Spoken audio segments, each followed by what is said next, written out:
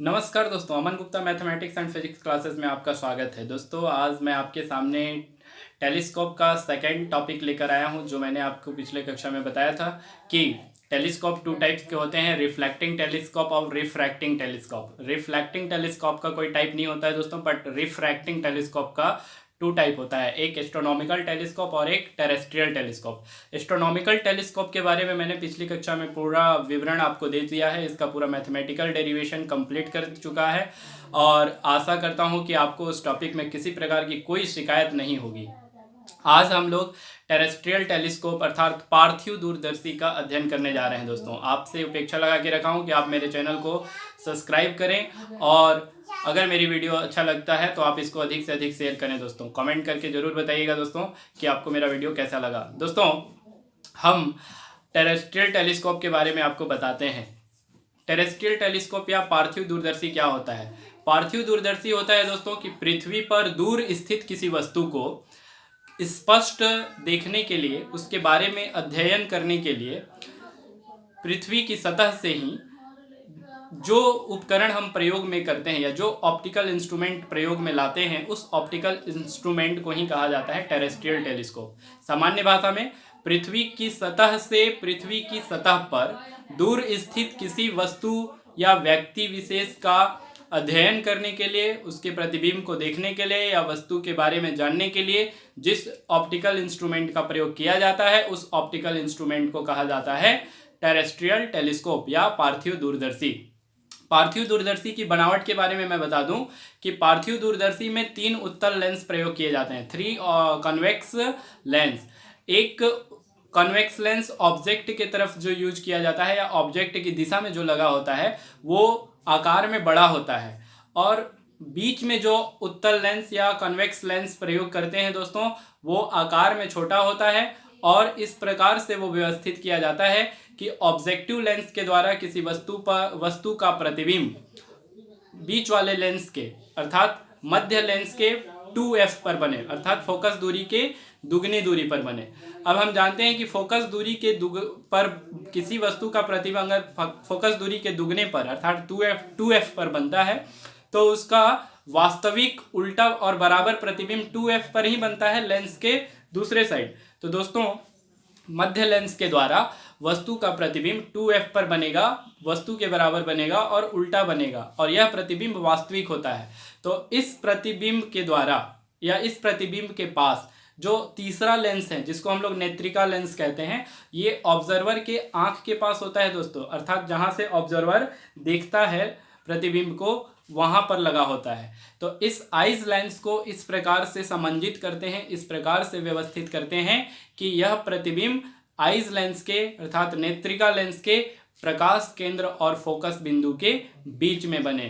तो नेत्रिका लेंस के द्वारा जो अंतिम प्रतिबिंब प्राप्त होता है दोस्तों वो नेत्रिका लेंस के लिए आभासी होता है, परंतु वस्तु की दिशा में होता है, वस्तु से बड़ा होता है और मुख्य वस्तु के सापेक्ष सीधा प्रतिबिंब प्राप्त होता है जो वस्तु से बड़ा प्राप्त होता है। दोस्तों खगोलीय दूरदर्शी अर्थात एस्ट्रोनॉमिकल टेलीस्कोप और पार्थिव दूरदर्शी अर्थात टेरेस्ट्रियल टेलीस्कोप में अंतर ये है कि खगोलीय दूरदर्शी के द्वारा जो हमको अंतिम प्रतिबिंब प्राप्त होता है वो आवर्धित प्रतिबिंब होता है, परंतु वस्तु के सापेक्ष उल्टा प्राप्त होता है, जबकि टेरेस्ट्रियल टेलीस्कोप या पार्थिव दूरदर्शी में जो हमको अंतिम प्रतिबिंब प्राप्त होता है वो प्रतिबिंब सीधा प्राप्त होता है और वस्तु से बड़ा प्राप्त होता है। तो चलिए दोस्तों, मेरे इस वीडियो बनाने का मकसद ये है दोस्तों कि मेरा यह वीडियो हर व्यक्ति देखे, हर छात्र देखे और उसकी सारी जो मैथमेटिकल प्रॉब्लम होती है, ज़्यादातर स्टूडेंट्स को मैथमेटिकल डेरिवेशन में प्रॉब्लम होती है, तो मैंने इसको एक एक लाइन आपके समक्ष एक एक लाइन सॉल्व किया है ताकि आपको कहीं भी किसी भी लाइन में किसी प्रकार की कोई दिक्कत ना जाए कि ये कैसे हुआ। हम हर चीज़ को बोलकर या लिखकर एक्सप्लेन कर देते हैं दोस्तों, आप उस चीज़ को ध्यान रखिएगा दोस्तों। और स्टूडेंट्स आपके लिए ये टॉपिक बहुत ही अत्यंत महत्वपूर्ण है। इस टॉपिक से संबंधित बहुत सारे न्यूमेरिकल सवाल IIT, AIEEE, JEE, PET, NEET जो पहले ऑल इंडिया PMT होती थी दोस्तों, इन सब में पूछे जाते हैं। आपको बस फार्मूला और फार्मूला पर मान रखने की तरीका अर्थात चिन्ह परिपाटी नियम को ध्यान में रखना होगा। चलिए दोस्तों हम लोग चलते हैं अपने टॉपिक के मुख्य उद्देश्य पर। हमारा टॉपिक जैसे हमने बताया कि टेरेस्ट्रियल टेलीस्कोप है दोस्तों। आपके सामने एक डायग्राम बनाने जा रहा हूं, आप इस डायग्राम को ध्यानपूर्वक देखिएगा और समझिएगा दोस्तों।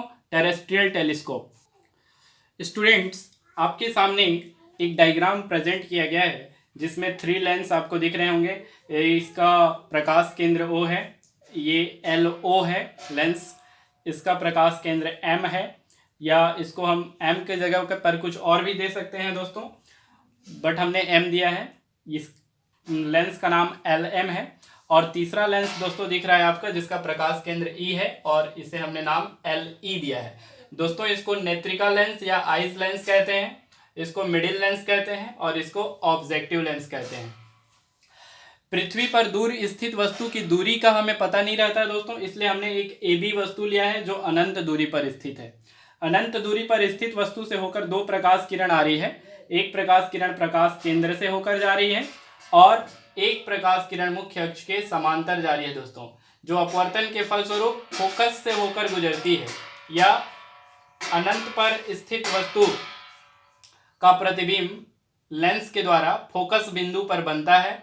तो A' B' जो है दोस्तों स्टूडेंट्स, वो अनंत पर स्थित वस्तु का प्रतिबिंब बन रहा है। ये प्रतिबिंब किस बिंदु पर बन रहा है? FO अर्थात ऑब्जेक्टिव लेंस के फोकस बिंदु पर।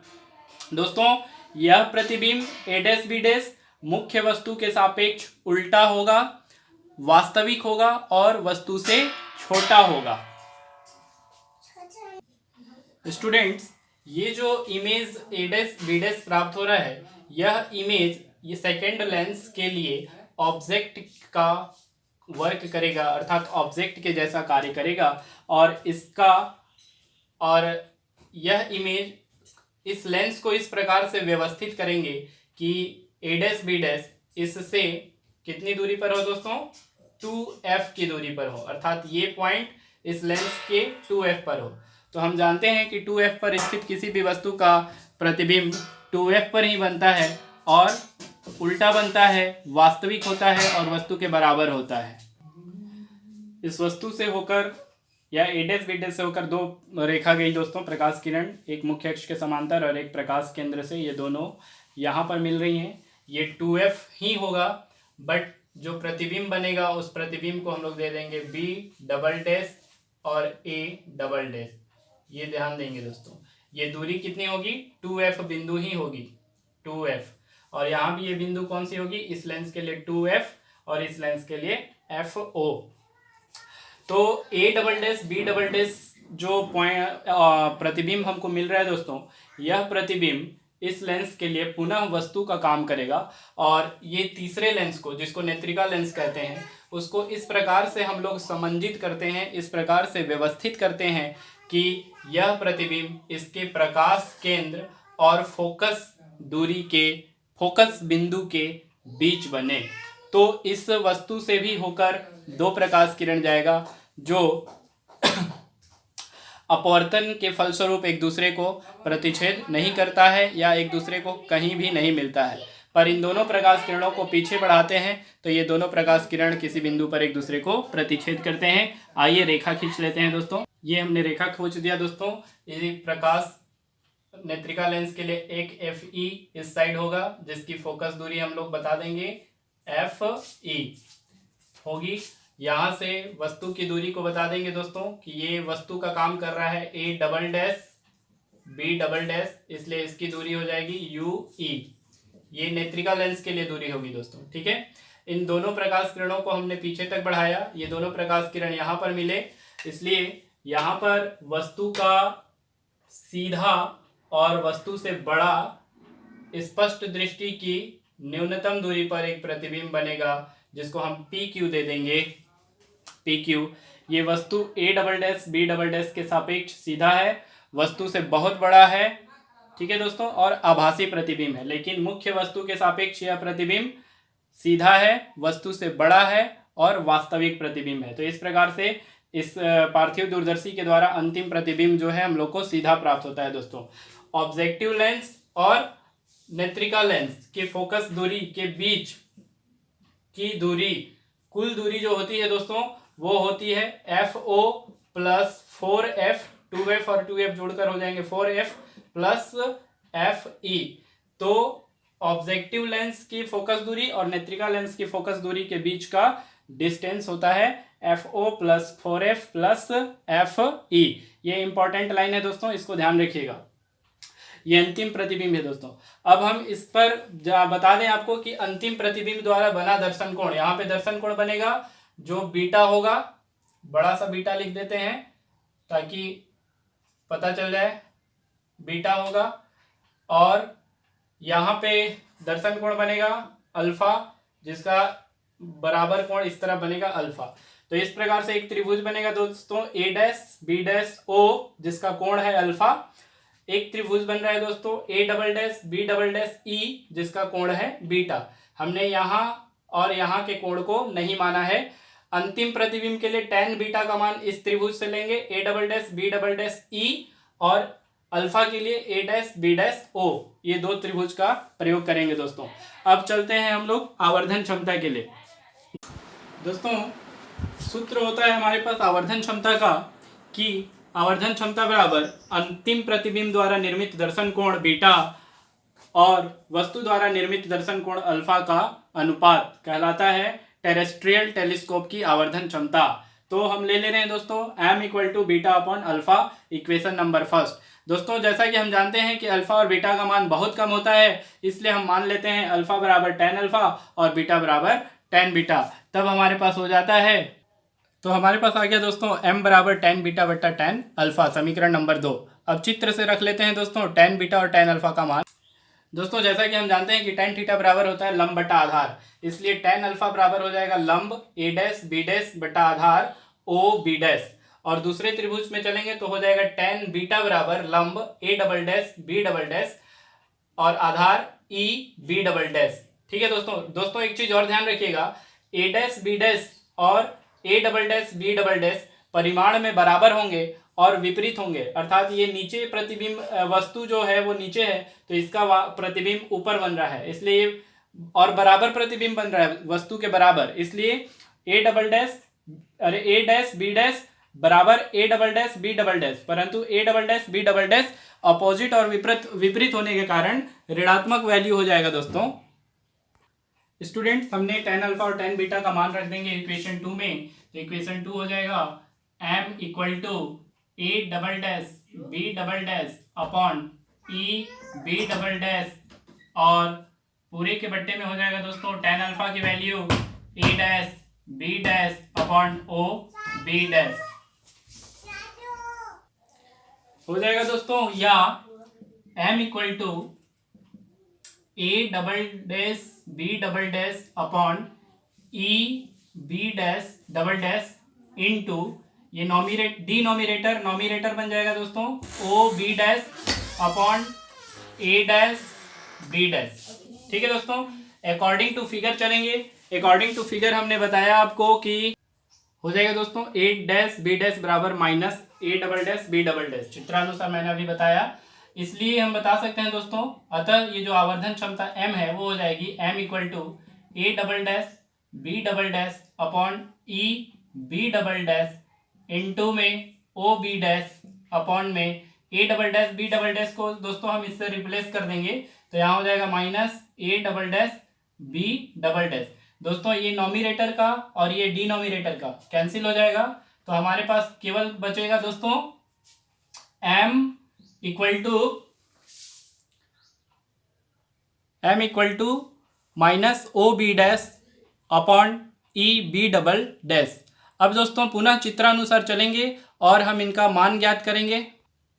दोस्तों चित्र के अकॉर्डिंग चलें तो वस्तु तो अनंत पर है, परंतु वस्तु का प्रतिबिंब हमारा फोकस बिंदु पर बन रहा है, इसलिए F O equal to V O हो जाएगा, क्योंकि वस्तु द्वारा बना प्रतिबिंब की दूरी वी ओ के बराबर है और वस्तु एफ ओ अर्थात फोकस बिंदु पर बन रहा है। ठीक है दोस्तों, वो यू ओ के बराबर होगा और अंतिम प्रतिबिंब A double dash B double dash वस्तु की दूरी हमने यू ई माना है, जिसका अंतिम प्रतिबिंब दोस्तों हमारा बनता है V E equal to capital D पर।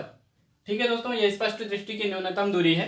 तो दोस्तों यहाँ से देख लीजिए ओ बी डैश अपॉन हम लोग यू ओ या एफ ओ रख सकते हैं, ये पॉजिटिव मान होगा क्योंकि ये लेंस के दाएं साइड अर्थात प्रकाश के आपतित किरण की दिशा में बन रहा है, जबकि E B double dash U E दूरी हो जाएगा जो लेंस के बाएं साइड अर्थात आपतित प्रकाश के विपरीत दिशा में बन रहा है, इसलिए यह मान ऋणात्मक होगा और यह मान धनात्मक होगा। दोस्तों इस मान को हम समीकरण नंबर 3 में रख लेते हैं।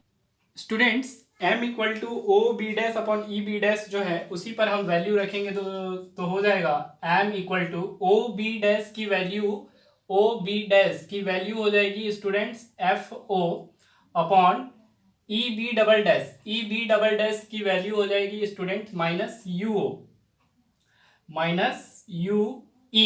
You E. स्टूडेंट्स इसके पहले भी ऊपर में माइनस लगा हुआ है तो इसको हम फिर से लिख ले रहे हैं कि ये हो जाएगा minus F O upon minus U E, ये माइनस माइनस प्लस हो जाएगा तो m equal to F O upon U E. ये जो वैल्यू प्राप्त होगी ये टेलीस्कोप की आवर्धन क्षमता कहलाएगी दोस्तों, मैग्नीफाइंग पावर कहलाएगी m equal to F O upon U E. इसको दे देंगे इक्वेशन नंबर 3। अब इसी समीकरण पर, इसी इक्वेशन पर हम टेलीस्कोप की दो स्थिति निकालेंगे।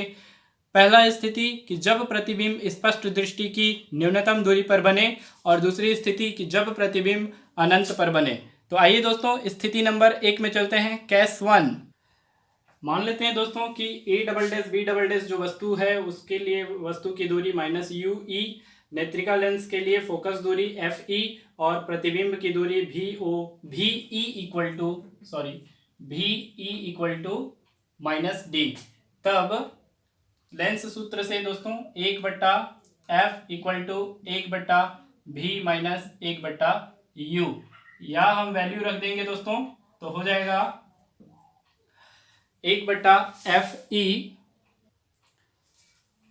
1/fe equal to 1/-d minus 1/-ue। ये माइनस प्लस हो जाएगा दोस्तों, इसको इधर पक्षांतर कर देंगे तो ये हो जाएगा 1/fe plus 1/d equal to 1/ue। इस 1/ue की वैल्यू को हम इक्वेशन नंबर 3 में रखेंगे दोस्तों। इक्वेशन नंबर 3 से यही चलते हैं, समीकरण 3 से m इक्वल टू होता है plus F O upon U E. 1/ue cancel हो जाएगा मित्रों। स्टूडेंट्स बचेगा हमारे पास एफ ओ इंटू में 1/fe plus 1/d। Students 1/fe को कॉमन लेंगे तो चूंकि यहाँ पर fe नहीं है इसलिए ये fe इसके ऊपर चला जाएगा अर्थात नॉमिनेटर में, तो ये हो जाएगा FO अपॉन FE और ब्रैकेट में बचेगा 1 plus FE upon capital D। मित्रों ये फार्मूला जो आएगा ये स्पष्ट दृष्टि की न्यूनतम दूरी के लिए लेंस की आवर्धन क्षमता का सूत्र होगा। दूसरी स्थिति चलते हैं दोस्तों कि जब प्रतिबिंब अनंत पर बने। दोस्तों जब प्रतिबिंब अनंत पर बनेगा तो वस्तु स्वाभाविक है कि फोकस पर स्थित होगा, इसलिए वस्तु की दूरी यू ई को फोकस दूरी के बराबर मान लेंगे। तो समीकरण 3 जो हमारे पास प्राप्त है m equal to F O upon U E, इसमें यू ई को रिप्लेस कर देंगे एफ ई से, तो हो जाएगा दोस्तों m equal to F O upon F E. ये जो फार्मूला प्राप्त होगा दोस्तों इसको दे देंगे इक्वेशन नंबर 5, और ये दूसरा आवर्धन क्षमता होगा जब वस्तु का प्रतिबिंब अनंत पर बने। ठीक है दोस्तों, तो इसी के साथ टेरेस्ट्रियल टेलीस्कोप के दोनों आवर्धन क्षमता अर्थात दोनों स्थिति में आवर्धन क्षमता का मान हमने निकाल लिया है। अब हम आपको चित्र पर दिखा देते हैं, चित्र बनाकर कि आवर्धन क्षमता अनंत पर कैसे बनेगा। वस्तु को मान लिए दोस्तों कि इसके फोकस पर स्थित है अर्थात यू ई बराबर एफ ई अगर यूई बराबर एफ ई पर स्थित होगा तो ऐसे में ये दोनों प्रकाश किरण अनंत पर जाकर मिलेंगे और वस्तु का उल्टा, वस्तु से बड़ा और वास्तविक प्रतिबिंब अनंत पर प्राप्त होगा। और इन दोनों किरणों को अगर हम पीछे तक बढ़ाते हैं तो ये दोनों किरण एक दूसरे को कहीं भी प्रतिच्छेद नहीं करेंगे दोस्तों। और अनंत पर जो वस्तु का प्रतिबिंब प्राप्त होगा दोस्तों, वो मुख्य वस्तु ए बी के सापेक्ष भी उल्टा होगा, वस्तु से बड़ा होगा और वास्तविक होगा।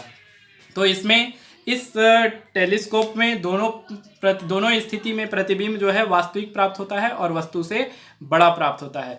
दोस्तों मेरा वीडियो आपको कैसा लगा ये कमेंट बॉक्स में ज़रूर बताइएगा, और अगर वीडियो अच्छा लगे तो दोस्तों बहुत अधिक इसको शेयर कीजिएगा, ताकि हर विद्यार्थी, हर स्टूडेंट, हर कॉम्पिटिटिव एग्जाम की तैयारी करने वाले स्टूडेंट तक यह वीडियो पहुँच सके। धन्यवाद दोस्तों, फिर से मिलते हैं अगले टॉपिक में।